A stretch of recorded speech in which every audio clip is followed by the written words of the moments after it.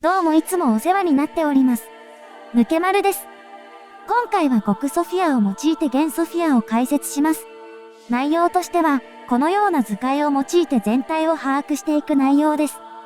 次にマーカーですが、当時のマーカーに加えて数字マーカーをこのように配置しました。必須ではありませんので、必要なければ削ってください。そしてマクロですが、当時と3回の流行りが変わっているので、今風に合わせて少し修正した一般的なものを概要欄に記載しておきます。それではよろしくお願いします。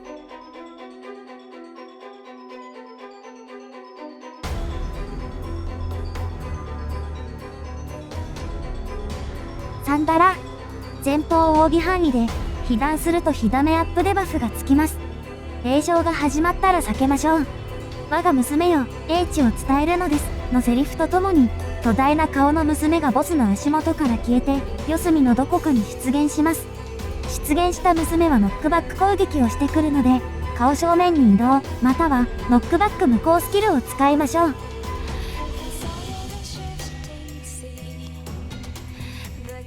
身を分かち、使わしましょう、のセリフとともに4体の分身が出現します。本体が2回に分けて魔法攻撃をします。その際、線で繋がれた分身は、本体の魔法をコピーし、この後のエクセキュートという技でコピーした魔法を使用します。本体の魔法は、サンダ川ドーナツ範囲、サンダラは前方奥義範囲、エアロガはボス中心の円形範囲です。サンダガからエアロガ、サンダラからエアロガの組み合わせしかないので、1回目の線で繋がれた分身を覚えておきましょう。別パターンのサンダラからエアロガも見てみましょう。4マーカー側の分身と線が繋がってサンダラですね。つまり最終的にはその分身の背面側がアンチになります。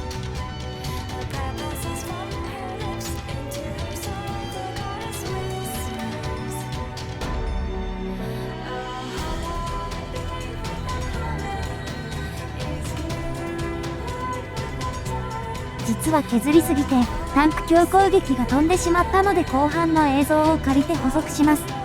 前半の最後にウィズダムアームズというタンク強攻撃が来ます。これはヘイト1位に物理大ダメージとノックバック、さらに雷耐性低下デバフがつきます。詠唱はないですが、ボスに緑のモヤモヤが見えるのが予兆です。タンクはここでスイッチしましょう。ある程度 HP を減らすと雑魚フェーズに入ります。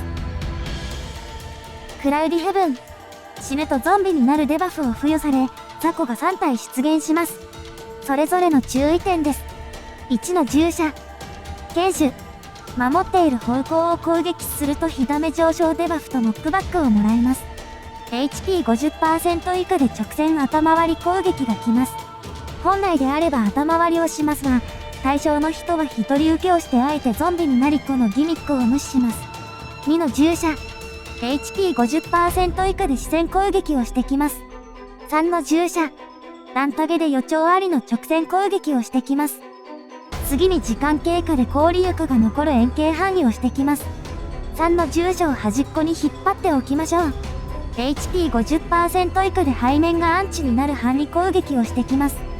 3の従者を外周に向けておき、詠唱を開始したら全員背面に避けます。では見ていきましょう。MT は3の竜騎士、ST は1のナイトのヘイトを取り、2のヘイトは特に取らず、2、3、1の順に倒します。視線が来ているので後ろを向きましょう。タンクは床を中央に置かないように3の従者を端っこに引っ張ってます。2を倒したら3を倒しますが、3の従者を外周向きにしておきましょう。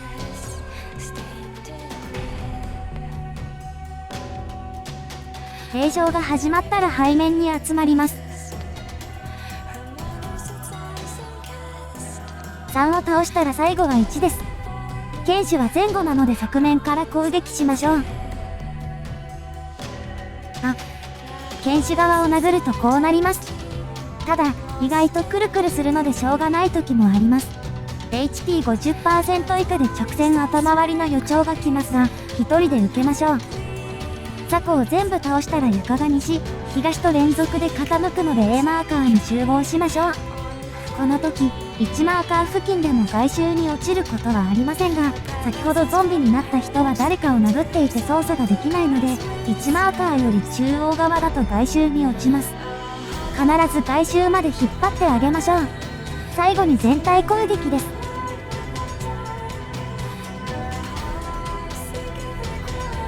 さてここからが後半戦です。クエーサー、メインギミックです。ボスから東西の天秤に線がつながります。本来重さのバランスでフィールドが傾くギミックなのですが、初回は重さの紹介だけでフィールドは傾きません。その代わり、設置型の距離減衰攻撃が来るので、全員 A マーカーに集合しておきましょう。では、ここでクエーサーについて予習しましょう。まず結論から言うと、クエーサーは線を見て数が多い方に行きましょう。そして、もし線が同数だった場合、青い隕石がない方へ行きましょう。これだけ守ればまず落ちることはありません。それでも苦手なら得意な人にマーカーをつけてピクミンしましょう。次に詳細を説明しますが、知っている方は飛ばしてください。まず、先ほどのギミックの紹介でフィールドが傾かなかった時の隕石について、線は青い隕石1に対して赤い隕石3でした。それで釣り合っているということは青い隕石1つは赤い隕石3つ分の重さということになります。そして、傾くときはその東西の重さの差で傾く角度が変わります。2パターンの傾く角度があり、重さの差が2だった場合は端から端までプレイヤーは滑ります。重さの差が1だった場合は、滑る距離は短くなります。毎回端っこまで行ってればよくないですか？実は先のギミックでさ、娘が複合してくる時があります。差が1だった場合、端っこから滑るとちょうど止まる位置に娘がいて、ビームを打ってきます。その場合数字マーカー付近から滑ることでビームを回避できます。しかし、差が2だった場合、数字マーカーから滑ると落ちるので注意してください。じゃあいちいち隕石を見て計算しないといけないの？そんなことはありません。実は、線を数えるだけでわかります。全部の線が偶数だったら大きく傾き、長く滑ります。奇数だったら小さく傾き、短く滑ります。あと、トフィアが突進してきて反面を潰してくる複合もあります。まとめると、線の数が多い方に行く。同数だった場合、青い隕石がない方に行く。線が偶数だったら端っこまで行く。奇数だったら数字マーカー。わからなかったら端っこ。迷ったらピクミン。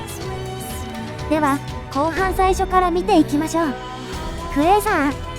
後半は、初めから A マーカーに集合しておきます。線が1と3で合わせて偶数ですが、実は重さが釣り合っていてフィールドは動きません。その場合だけ同じクエーサーでも設置型の距離減衰が来ます。しっかり A マーカーに捨てて反対に行きましょう。重さが釣り合うクエーサーは、開幕とループ前の最後のギミックにしか来ませんので、毎回考えなくて平気です。3だが、ドーナツハンディなのでボス下に入ります。クエーサー。線は2対1で合わせて奇数ですね。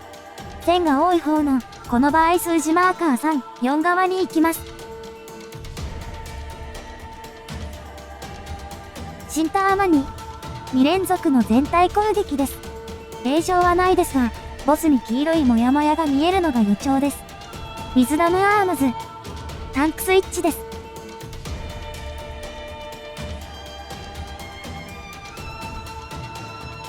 サンダラ。前方扇半身です。次のフェーズです。クエーサー。線は1対1の合わせて偶数ですね。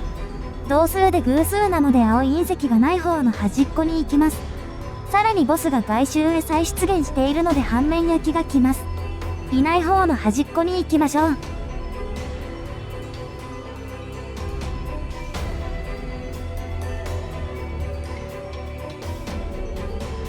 罪と罰。タンクヒラと DPS で分かれて白か黒の円魚蝶がつきます。白と黒でペアになるギミックなので、マクロ通りに3回しましょう。ただ、この時、ボス基準で3回するので、ボスサークルを目印にしましょう。シンターマニ。2連続の全体攻撃です。ウィズダムアームズ。タンクスイッチです。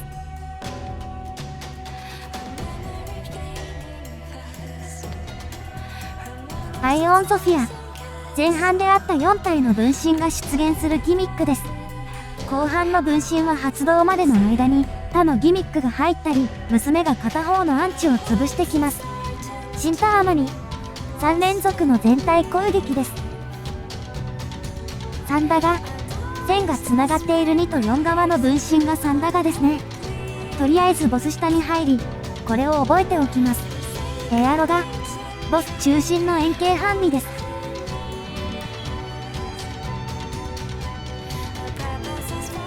ウィズダムアームズ。タンクスイッチです。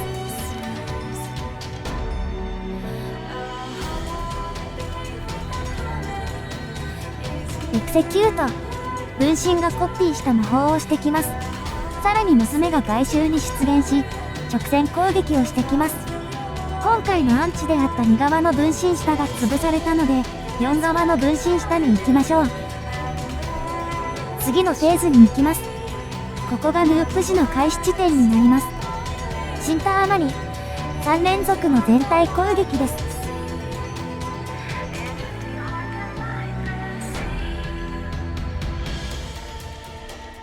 ウィズダムアームズ。タンクスイッチです。クエーサー。線は4対2の合わせて偶数ですね。線の数が多い方の端に行きます。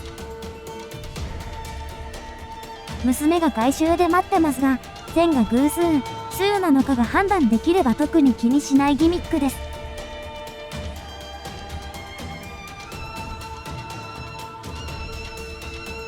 サンダがドーナツ半身なのでボス下に入ります。ウィズダムアームズ。タンクスイッチです。クエーサー。線は4対3の合わせて奇数ですね。線の数が多い方の封じマーカーに行きます。ソフィアも外周に出現したので、いない方の封じマーカー、この場合2に行きます。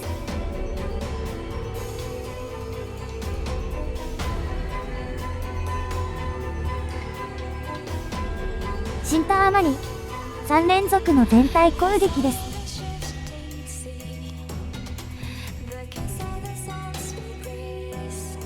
ウィズダムアームズ。タンクスイッチです。サンダラ。前方扇半身です。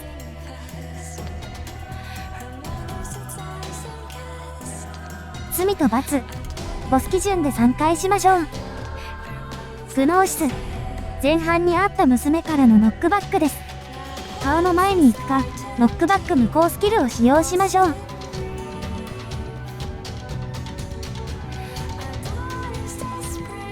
ウィズダムアームズ。タンクスイッチです。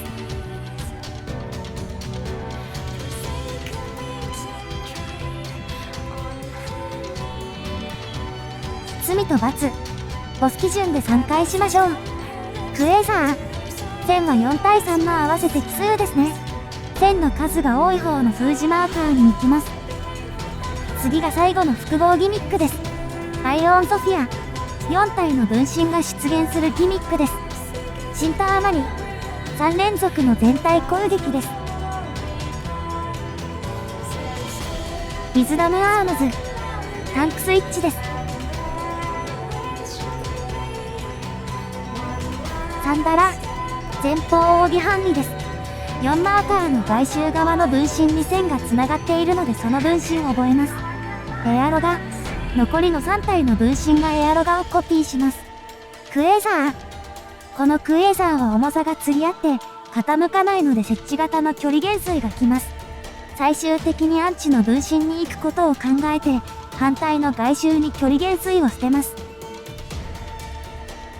ウィズダムアームズ。タンクスイッチです。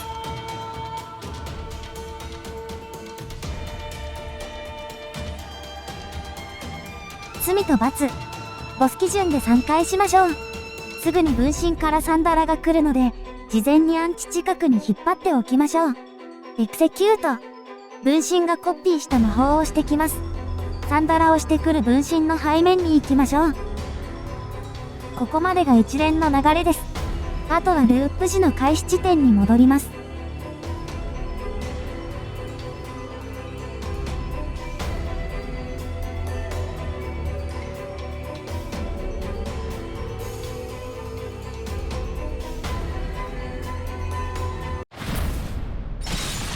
ご視聴ありがとうございました。チャンネル登録をポチってしていただけるとモチベーションが爆上がりします。どうかよろしくお願いいたします。